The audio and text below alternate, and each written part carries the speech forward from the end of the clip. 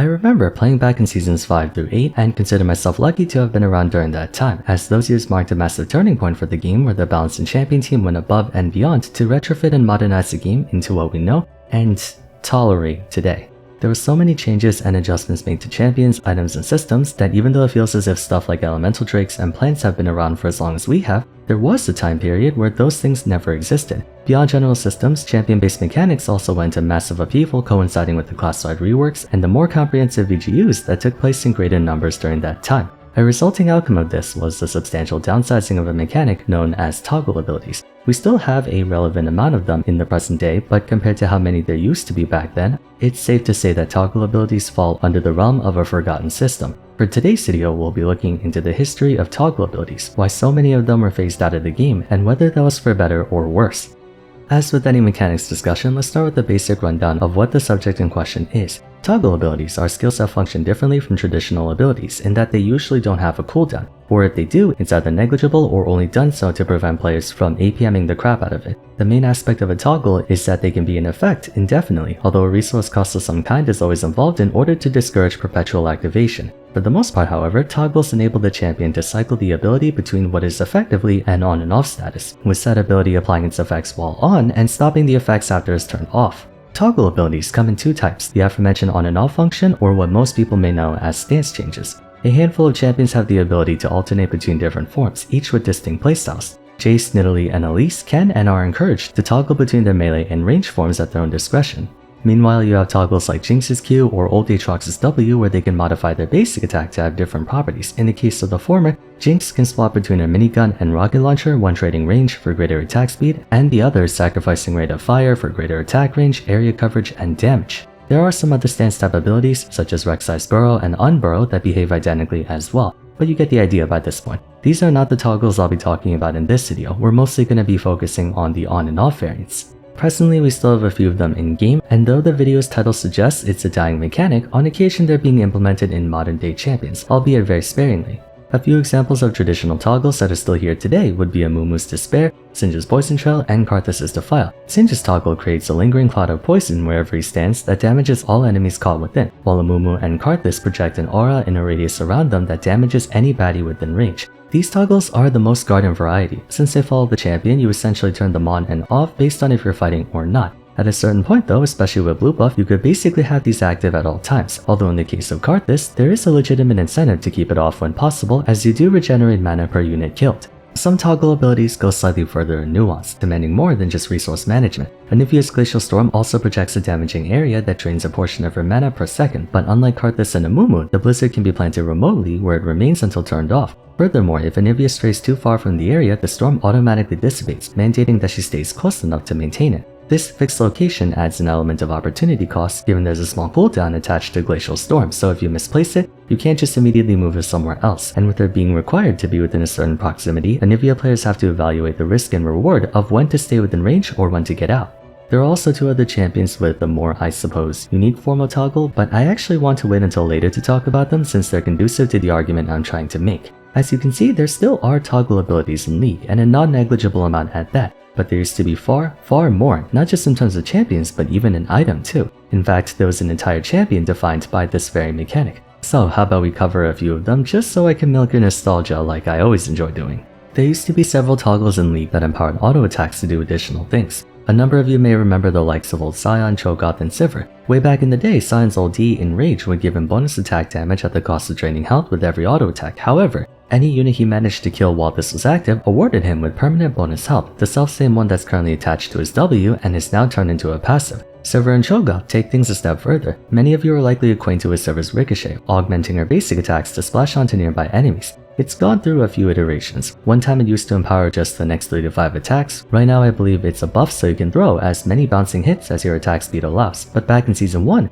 Ricochet used to be a toggle, costing mana for each auto in exchange for the bouncing effect, very similar to Jinx's mana cost to use Fishbones. Cho'Gath had the same premise, but strangely at no cost. Basic attacks would launch a wave of spikes that dealt magic damage to all enemies in the way. Unless you were deliberately trying to freeze the wave on your lane opponent, you practically had no reason to not have this on given the non-existent mana cost. An example of an aura effect would have to be Mundo's old Burning Agony. At the cost of a flat amount of health per second, he gained a Sunfire Cape effect around him, aiding in wave clear and chip damage as he didn't have that much wave clear like he does now with Blunt Force Trauma. Back then it used to be just that, but over time they added a few other things to make it more consequential in battle, starting with 30% tenacity while the effect was active, and then later on, while this was technically attached to masochism and not burning agony, it was heavily implied that Mundo's W was the main vehicle for reaching that 39% bonus magic resist, as you had to repeatedly pay a health cost or take continuous magic damage. Since Mundo would sooner than later reach a point where he could regenerate more health than he lost from burning agony, players would just keep W on forever as there was practically no reason not to. Udyr's entire premise was to demonstrate toggle abilities essentially, although they describe it as stances more than toggles. Between Tiger, Turtle, Bear, and Phoenix stance, in addition to gaining an attack buff, you would empower every third basic attack to have an additional on-it effect. So you basically toggle between the stances to choose what effect you wanted. This is less of an on and off switch and more akin to Jinx's weapon change, but I wanted to mention it anyway since a lot of you were bound to bring it up if I didn't. Two more examples, one of the more notable ones being Aurelion Sol's old W, Center of the Universe. Though he was always relegated to being a gimmicky champion, players almost unanimously agreed that the biggest mistake the balance team made with him was losing the ability to toggle his W. Like other damaging auras, at the cost of mana per second, he could extend the range of his stars to the outer limit, increasing their damage and attack speed. This gave him incredible neutral pressure and wave clear, which we got to see on full display during his heyday back in 2016 and 2017. Once that was taken out and replaced with a short-lasting version, that about killed the champion's viability and enjoyment altogether, forcing the comprehensive gameplay update he received just over a year ago. What's funny is that Asol's old Celestial expansion and current Breath of Light are, in their own ways, critical examples of well-made toggle abilities, which I'll get into in just a moment. Last one, and one that I'm sure many of you have been anxiously waiting for me to get to, is Swain's old ultimate, Ravenous Flock. He would assume his demonic form and send ravens to strike enemies nearby, damaging them while healing him for a flat amount. Unlike other toggles which had a flat mana cost per second, Swain's mana cost would intensify the longer he used it for. It would begin at 25, but with each passing second, an additional 5 would be added. So it would do 25, then 30, then 35, then 40, then 45, then 50, then 55, etc. Making it so even if you did have a blue buff, it would reach a point where you had to deactivate it no matter how much mana you had. This was one of my favorite abilities of all time. I understand why they took it away, but I really wish they didn't. Now, Swain's current ultimate definitely has a lot more immediate impact in a fight at the expense of not being usable in neutral, but there was something satisfying about his old one. You had to play it yourself to understand. In any case, toggle abilities used to be a very frequent sight in the old days of League, much more than they are now, but over time so many of them got taken away. At one point, Muramana used to be a toggle too, where single target spells and attacks would cost current mana to deal twice the amount consumed as bonus damage. The funny thing is, the present day version has this bonus damage in effect 24/7 with no mana cost. But it was a really interesting dynamic where you can make your attacks and abilities do more damage at the expense of more mana. Of course, once again, if you had blue buff, you sort of had no reason to ever turn it off, and that is what brings us to the main reason why toggle abilities were mostly phased out of the game: opportunity cost. For the vast majority of toggles in this game, in concept, the champion would be definitively weaker if the toggle was off and stronger if the toggle was on. Eventually it would reach a point where you could sustain the health or mana cost indefinitely. Naturally, in the early game when your mana supply was more limited, you had to be conservative with when to use that ability, behaving as a quote-unquote cooldown in place of an actual one. But the consensus was that toggle abilities, at least most of them, were seen as boring mechanics, as there wasn't a whole lot of skill expression or counterplay. Cost was the only thing discouraging players in keeping the active in effect at all times. All champions became stronger with their toggle ability at the cost of depleting resources, but resources could be replenished for most of them. There had to be some other trade-off, something that no matter how much mana, health, cooldown reduction, or whatever, you would have to pay a price to use in the hopes that what you gain outweighs what you sacrifice to get it.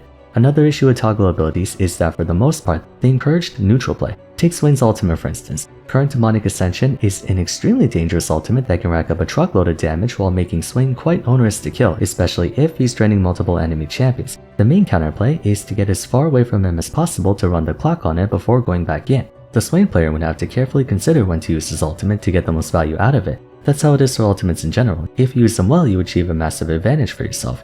Use them carelessly and your opponent can play more confidently knowing your strongest tool is offline for the next minute or two. Swain's old ultimate circumvented this by having no cooldown. While anyone with eyes can see that Demonic Ascension far eclipses Ravenous Flock in pressure, it's counterbalanced by the latter being more forgiving to use, frivolously. The latest version states a 20-second cooldown, but for most of his prior career, it hung around 8 to 10 seconds, identical to a basic ability. This meant that if you wasted Ravenous Flock, you didn't have to worry too much as it would come back up pretty soon, whereas exhausting Demonic Ascension is much more punishable, but cast for cast it can also be more rewarding. Toggle abilities of old shared the same notion where skill expression isn't very high due to not being as impactful as conventional abilities, yet at the same time not having much room for counterplay due to having little downtime if they had any at all. I think the reason Karthus, Anivia, Amumu, and Sinch got to keep their toggles is because of other elements fulfilling the skill expression role, or because it's so closely intertwined with the moveset in ways other than just being a standalone buff to turn on. Designing a good toggle ability necessitates opportunity cost being factored into the equation. Stance changing is one way to go about it. Jinx has to choose between rate of fire or more range and AoE, neither of which are explicitly better than the other. Old Aatrox had to choose between sustain or damage, once again neither being the superior choice. It was circumstantial.